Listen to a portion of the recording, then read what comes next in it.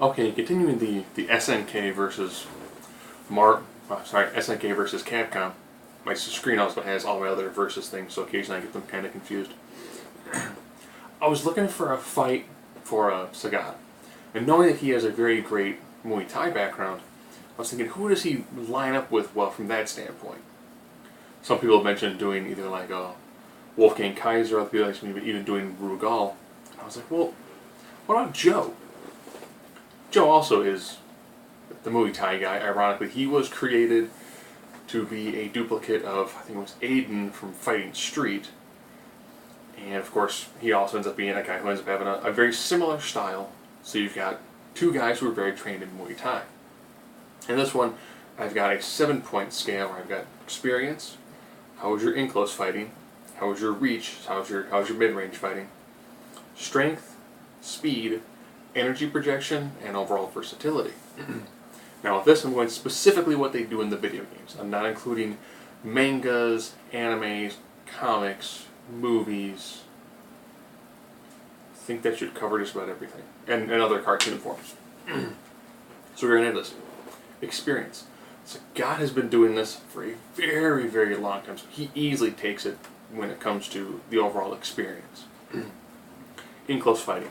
When you play these two guys, Joe has a lot of in-close fighting, whether it's short-range uppercuts, knees, elbows. He actually has slightly more in-close fighting than what you see with Sagat. Range. If you've ever played Sagat, one of the great benefits he has is that since he's like near 7 feet tall, he has tremendous amount of reach.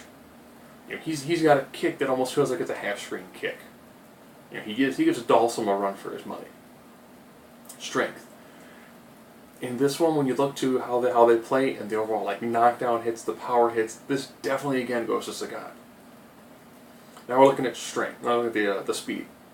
With this one, Joe is definitely a faster character. Sagat is very quick for a big guy. Joe is just a hair bit faster. Now look at energy projection. With this one, Sagat pretty much just stay the same with the high and low Tiger Fireballs. We're going to look at Joe. Joe has got the Hurricane uppercuts. And he also can throw a double Hurricane.